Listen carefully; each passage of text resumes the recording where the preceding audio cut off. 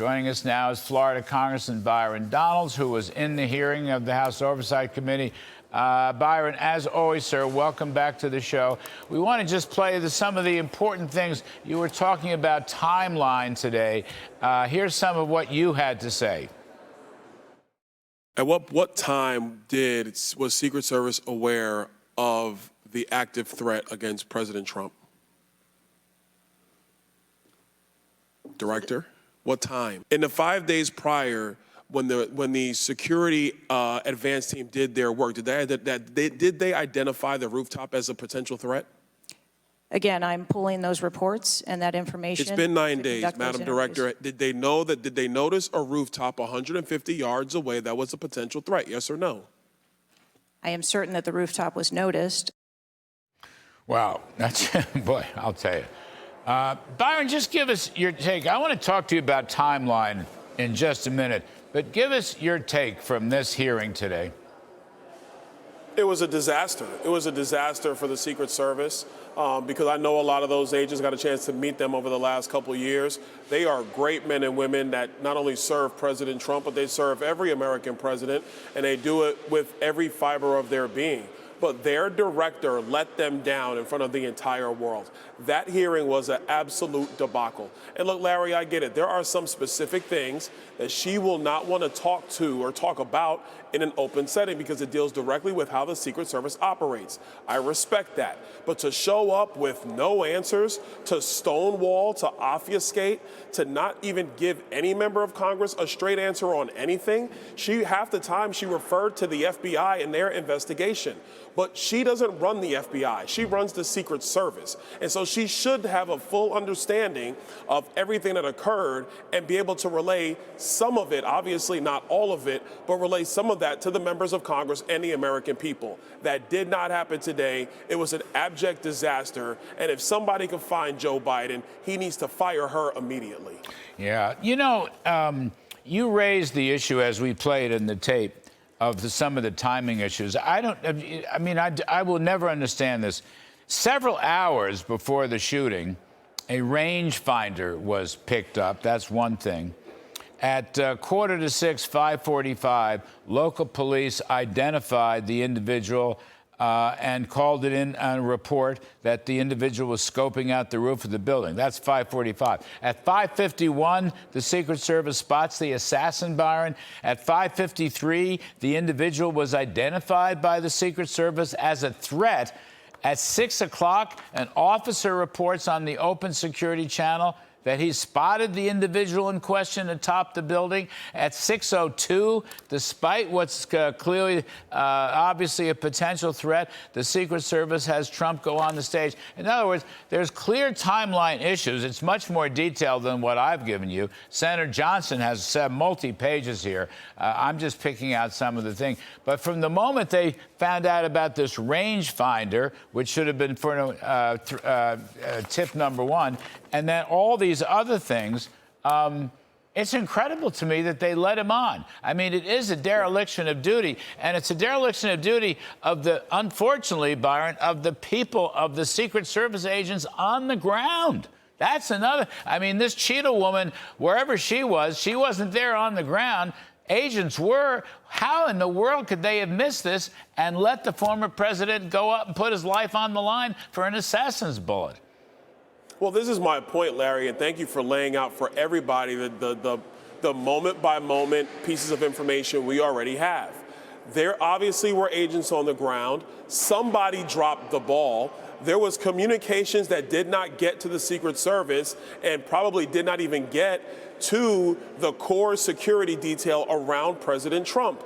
So my questions were pretty clear. Walk me through the chain of command or the chain of communication from when people started identifying the shooter as somebody as a potential threat up until the time the first shot rang out. She could not do that. At a minimum, you've run organizations, Larry. You know how this works. At a minimum, you got to find the person who dropped the ball.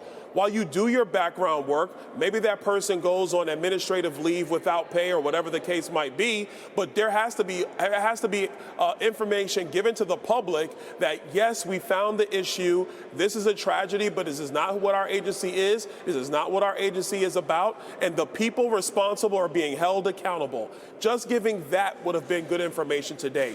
We got none of that from Director Cheatle, and that's why the calls on Capitol Hill for her to be fired or to resign are growing by the minute. Yeah, bipartisan calls, I might add. The other point, Congressman, I want to just ask you this. I personally don't believe she should be in charge of this investigation. I think it should be taken out of her hands.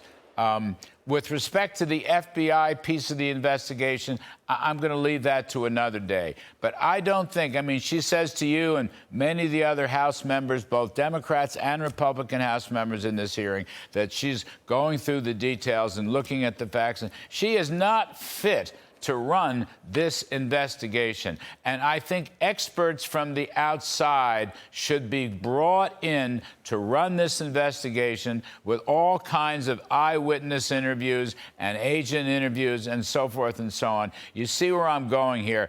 De facto, she's not going to be around as Secret Service head. She knows it. You know it. A lot of people know it. The reality is we need outside experts. Now, what do you think of that? Is there a process for that, Congressman?